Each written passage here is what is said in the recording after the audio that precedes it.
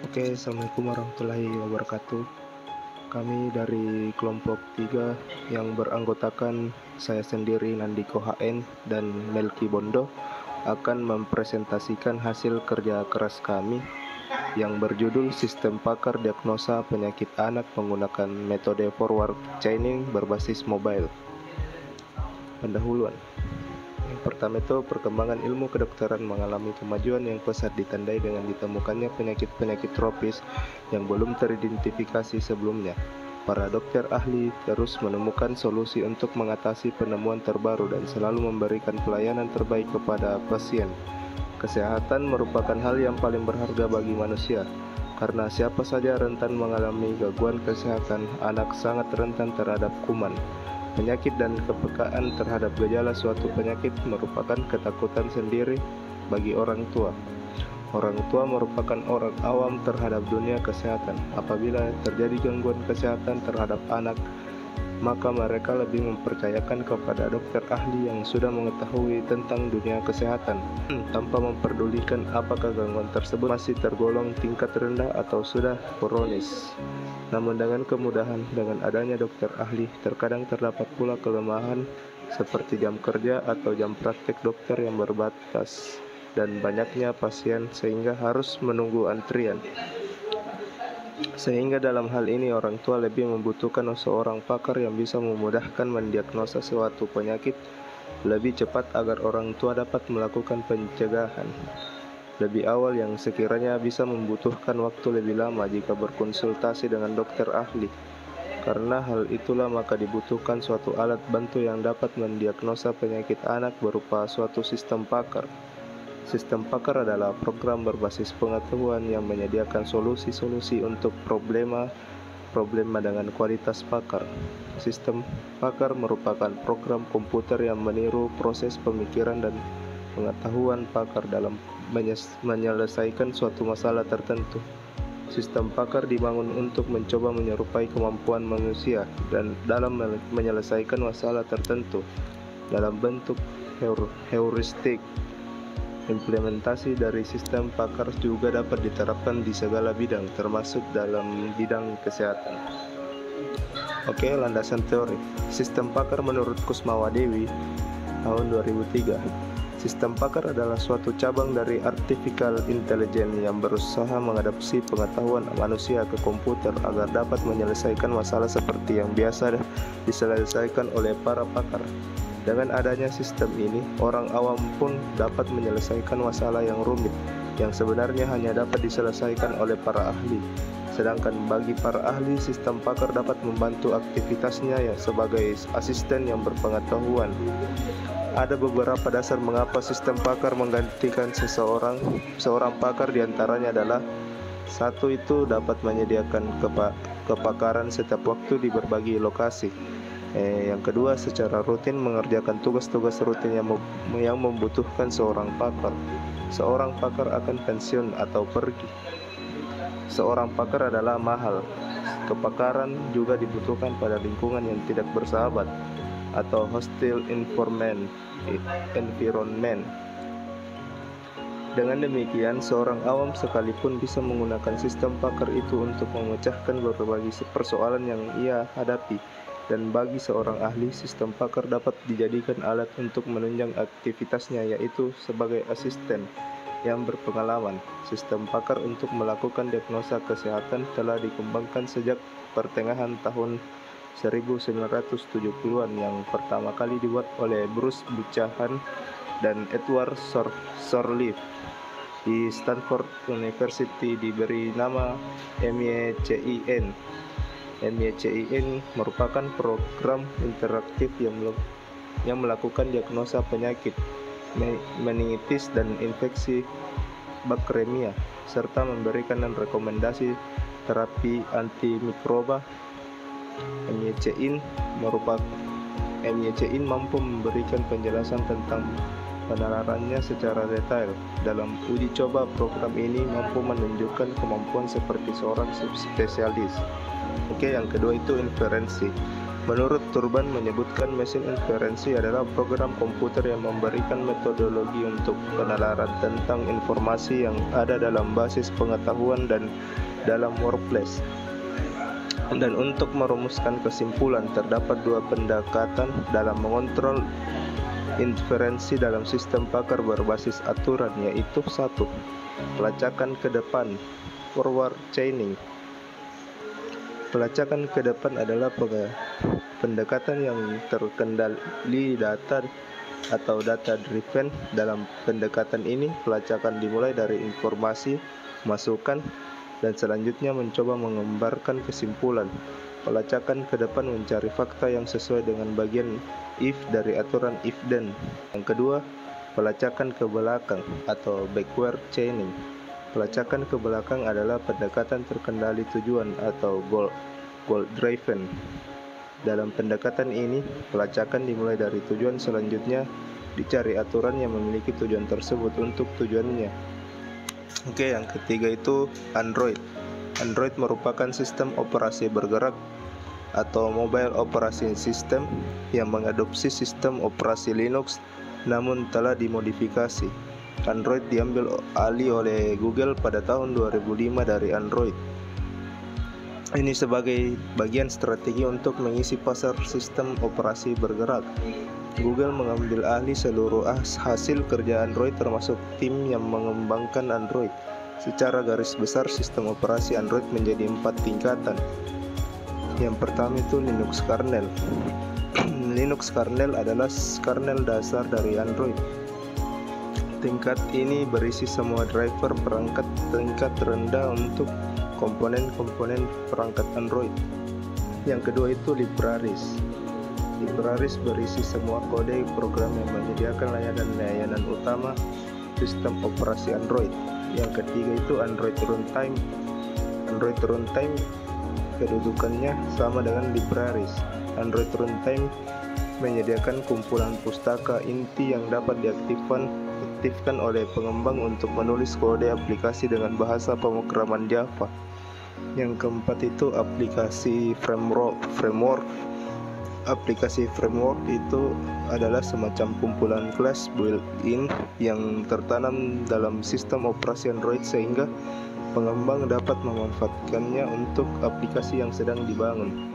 Oke, selanjutnya itu Extreme Programming. Extreme Programming atau biasa disingkat XP adalah metode pengembangan perangkat lunak yang ringan dan termaksud salah satu Agile Method yang dipelopori oleh Ken Beck, Ron Jeffries, dan Ward Cunningham. XP merupakan Agile Method yang paling banyak digunakan untuk menjadi sebuah pendekatan yang sangat terkenal. Sasaran XP adalah tim yang dibentuk berukuran antara kecil sampai medium. Tidak perlu menggunakan sebuah tim yang besar. Hal ini dimaksudkan untuk menghadapi rekrutmen yang tidak jelas maupun terjadinya perubahan rekrutmen yang sangat cepat. XP sebagai sebuah metode yang dinamis diperlihatkan dalam 4 value yang dimilikinya, dan kesempatan merupakan dasar-dasar yang diperlukan dalam XP. Ken Beck menyatakan bahwa tujuan jangka pendek individu sering berbenturan dengan tujuan sosial jangka panjang. Karena itu dibuatkan values yang menjadi aturan, hukuman, dan juga penghargaan keempat values tersebut. Yang pertama itu komunikasi. Kedua, kesederhanaan. Yang ketiga, umpan balik. Dan yang terakhir itu keberanian. Menurut Ken Beck, XP ringan, efisien, risiko rendah, mudah disesuaikan, dapat diprediksi, ilmiah, dan mudah dikembangkan. Suatu model yang menekankan pada keterlibatan pengguna secara langsung, pengujian, dan bias Yogo design. Kita masuk ke metode penelitian. Untuk membuat sistem pakar diagnosa penyakit anak akan digunakan metodologi Extreme Programming. Extreme Programming merupakan salah satu metode pengembangan perangkat lunak. Oke, yang pertama itu kita masuk ke tahap planning. Yang pertama, wawancara. Pada kegiatan ini kami melakukan wawancara dengan para pakar di salah satu rumah sakit dengan mendapatkan hasil data, gejala, dan data penyakit. Dan kedua itu analisis. Pada kegiatan ini kami membuat tabel relasi gejala dan penyakit beserta referensi pengetahuan. Kegiatan ini membantu untuk menyelesaikan masalah dalam ilmu pakar. Dan kita masuk ke tahap yang kedua, yaitu desain. Tahap ini semua hasil analisis kebutuhan sistem pakar didefinisikan dalam bentuk diagram UML dan CRC, sedangkan interface sistem dimodelkan dengan desain interface. Masuk ke bagian ketiga atau tahap ketiga, yaitu coding. Tahap ini aplikasi akan dibuat menggunakan MIT App Inventor. Alur aplikasi dimulai dengan ditampilkannya menu pertanyaan dan pilihan gejala. Rancangan sistem dibuat untuk digunakan secara online. Yang keempat atau masuk ke tahap 4 itu testing. Tahap terakhir yang dilakukan adalah tahap testing. Tahap ini dilakukan dengan menguji coba hasil perancangan sistem yang telah dibuat dengan menggunakan pengujian black box dan pengujian fungsional. Oke, kita masuk ke hasil dan pembahasan dan akan dilanjutkan oleh teman saya, yaitu Melki Bondo. Untuk kesempatan yang telah diberikan kepada saya untuk melanjutkan materi dari kelompok kami. Hasil dan pembahasan. Yang pertama, tahapan planning. Tahapan planning pada XP merupakan tahapan awal dari semua proses pengembangan sistem. Tahapan ini merupakan gabungan dari tahap analisis dan planning pada metode pengembangan ini. 1. Data dan gejala penyakit. Di bawah ini adalah daftar penyakit dan gejala yang dimasukkan ke dalam sistem pakar. Pengidentifikasian penyakit didasarkan pada gejala-gejala yang dirasakan dan tanda klinis pada anak. Gejala yang timbul dari penyakit tropis. Kedua, representasi pengetahuan yang akan digunakan dalam sistem pakar ini adalah dengan menggunakan jaringan semantik, pohon keputusan, dan kaidah deduksi. Presentasi pengetahuan dapat menemukan solusi atau memberikan penilaian yang tepat dalam pengambilan kesimpulan. A. Jaringan semantik, suatu proses terhadap basis pengetahuan atau informasi yang didapat dari pakar terlebih dahulu diubah ke dalam bentuk jaringan semantik. Jaringan semantik menunjukkan hubungan antara gejala dan penyakit. B. Pohon keputusan. Setelah proses terhadap basis pengetahuan telah diubah ke dalam bentuk jaringan semantik, selanjutnya diubah ke dalam bentuk pohon keputusan, sehingga dalam penyelesaian masalah lebih mudah dilakukan penelusuran untuk mendapatkan solusi atau kesimpulan akhir yang terbaik. Adapun pohon keputusan pada sistem ini adalah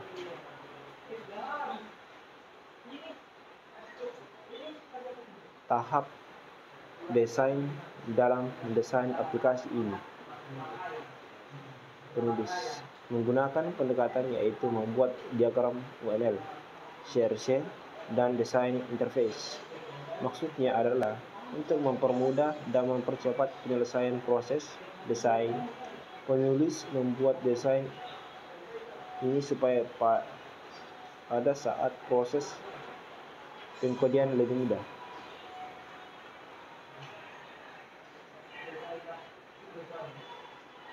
1. Use case ini menggambarkan tentang interaksi antara aktor atau user dengan sistem. Di sini digambarkan aktor atau user melakukan beberapa kegiatan seperti melihat gejala, melihat hasil, melihat solusi, melihat tentang aplikasi, dan keluar. Yang kedua, desain CRC. Proses desain pada tahapan ini yaitu menggunakan CRC. Responsibilitas and Collaboration CRC atau CRC. Penggunaan CRC card hanya dipakai jika pengembangan software berbasis objek. Setiap CRC card akan menjelaskan tiap objek yang dibutuhkan. Desain CRC card. Yang ketiga, desain GUI. Pada tahapan ini, keseluruhan perencanaan secara grafis dengan tujuan untuk memudahkan user dalam menjalankan aplikasi dan dapat dengan mudah memahami informasi yang ditampilkan pada aplikasi tersebut. Dalam tahap ini digunakan prinsip-prinsip dari bidang ilmu interaksi manusia dan komputer.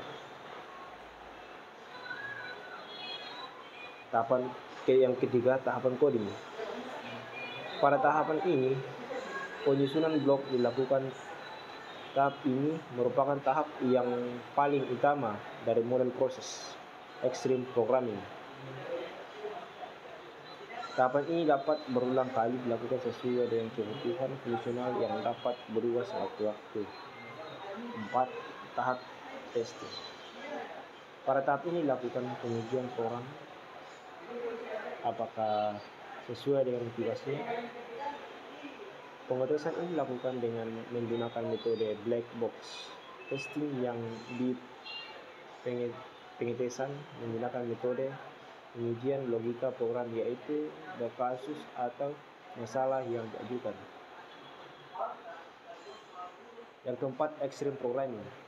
Extreme programming atau XP adalah metode pengembangan perangkat Linux yang ringan dan termasuk salah satu agile methods yang dipelopori oleh Ken Beck, Ron Jeffries, and Ward Cunningham. XP merupakan agile methods yang paling banyak digunakan dan menjadi sebuah pendekatan yang sangat terkenal. Sasarannya adalah tim yang dibentuk berukuran antara kecil sampai medium. Tidak perlu menggunakan sebuah tim yang besar. Ini dimaksudkan untuk menghadapi rekrutmen yang tidak jelas maupun terjadinya perubahan rekrutmen yang sangat cepat. Ken Beck menyatakan bahwa tujuan jangka pendek individu sering berbenturan dengan tujuan sosial jangka panjang. Karena itu dibuatlah values yang menjadi aturan, hukuman, dan juga penghargaan. Keempat values tersebut adalah: yang pertama, komunikasi atau communication, kesederhanaan, simplicity, umpan balik, feedback, keberanian, cergek. Menurut Ken Beck, XP ringan, efisien, risiko rendah, mudah disesuaikan, dapat diprediksi, ilmiah, dan mudah dikembangkan. Dengan ini, aplikasi sistem pakar berbasis mobile dalam mendiagnosis penyakit anak telah selesai dibuat. Dengan menggunakan metode forward scanning, aplikasi ini mengelola input pengguna dengan aturan yang ada dalam basis pengetahuan sehingga menghasilkan kesimpulannya, yaitu hasil diagnosa penyakit anak. Pada aplikasi ini terdapat 9 penyakit dan 38 gejala yang didapat dari hasil wawancara dengan pakar. Berdasarkan hasil pengujian, semua fungsi pada aplikasi ini mendapat hasil yang valid. Dengan adanya aplikasi sistem pakar ini, maka dapat lebih cepat mendapatkan penanganan pertama pada anak jika terserang penyakit. Namun demikian tidak sepenuhnya menggantikan peran pakar. Saran: aplikasi ini dapat dikembangkan lagi dengan menambah fitur peta untuk mencari lokasi tempat praktek dokter spesialis terdekat. Kedepan, aplikasi sistem pakar diagnosa penyakit anak dapat didesain dengan menggunakan metode backward scanning untuk data penyakit lebih